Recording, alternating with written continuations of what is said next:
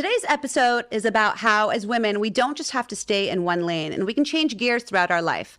I have Nusha Salimi here, who is a registered nurse and a songwriter and a Reiki expert and just a skincare expert to celebrities. The list goes on and on. Nusha, thanks for joining us today in the studio to talk about your journey. Thank you so much for having me. I mean, everyone knows you as this incredible skincare expert to the stars, and you are just this beautiful soul.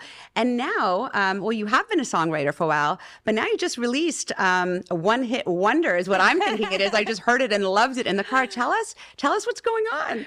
So I'm so excited. And I love what you said too about how we don't have to just stay in one lane as women. And I also want to instill that in my daughter so much because she's always asking about that. She's like, do I have to just be one thing when I grow up? And I'm like, oh no, we can actually be many things. We have many lives in this one lifetime. So I love that you touched on that.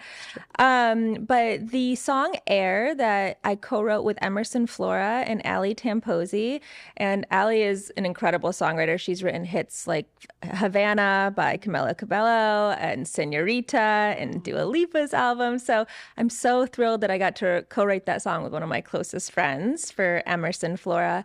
But that kind of came about because Emerson was on American Idol. 2 seasons ago, she got to the top 10 when she was 16 years old. And then because of labor laws and stuff, it's hard to keep minors on TV for long hours. So I think that's probably why she didn't get past the top 10 because her voice is like Adele meets Billie Eilish and she's just phenomenal. And so one of my friends her name is Ty Sticklora, she told me about Emerson and asked if I'd want to do a session with her incorporating the Reiki healing that I like doing with music.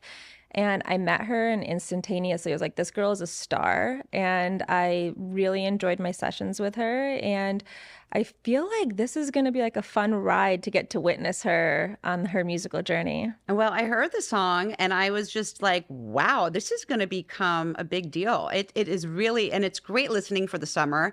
Tell me about songwriting. How does that happen for you? And I know that we talked earlier about how you meditate and you get these divine downloads and it's time for you to kind of clear your mind. Is that when you get inspired to write?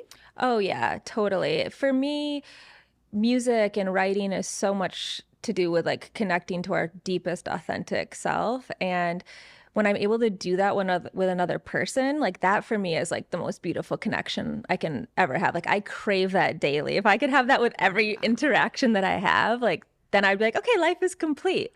But life gets in the way and we can't have how is your heart really feeling? We can't have those conversations all the time. But when I work with artists one-on-one, it's so beautiful because we have a set 3 to 4 hour window where we can really have those deep, authentic conversations where we can pull lyrics out and really write something from the heart that can be moving. For example, that song Air came from Emerson talking about a breakup that she had went through in high school and how it just tore her to pieces. But it's her kind of revamping and coming back up for air, actually, essentially, being able to express all of that on the other side. Right. Well, I think that's the hard part is so much, we feel so much, but expressing that is difficult. That's a journey. And so it sounds like through Reiki, you're able to help these artists find their voice, to really express who they are and what they want to say. Yeah. And I think it's also making the artist feel really safe.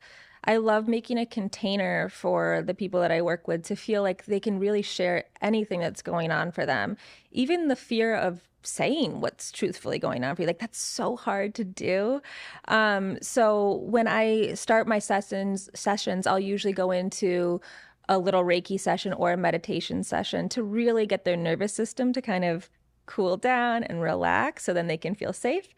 And then we'll start to play some instruments, write down some words, and really decide, what are we going to write about that's going to feel authentic and really coming from deep within you. So it's something I truly love to do. I mean, it's so inspiring to hear this. So did you think when you were younger that you would ever be a songwriter? Well, it's funny. I think I have these old little poem books from when I was little. I was always writing kind of sad things when I was little, but I was clearly trying to channel things. My parents got divorced when I was young, so I was always just writing something out. And then it really came to me when I worked with Rachel Platten, who wrote Fight Song, and she and I had these really beautiful one-on-one sessions together, and I felt so inspired being able to witness her as a singer. I mean, her voice is incredible, and I was so inspired during that time when she and I were writing together that I was like, oh, I want to do this as a job. But that world, it's really interesting because like it's hard to actually make money doing that. And as a working mom, I'm like, okay, still got to bring in for my children. So I am able to luckily be able to do different jobs and still bring in abundance from other areas. But like the music for me is what truly fills my soul, like be having those moments. So if you could be doing this full time, you would be doing this full time. Well, I think at this chapter, like when I first started doing the injectable practice, for me, that was art. Like it was like painting on faces. And I was like, oh my gosh, I can see this person. I can make them look and feel amazing by doing all that. And I feel like I accomplished all the things I wanted to do in that. And now the art feels like it's moving through the channel of working through this songwriting and with other artists and being able to witness them. For me, that's just so fulfilling. And it sounds like you have put away the fear that so many of us have when we're ready to step into a new space.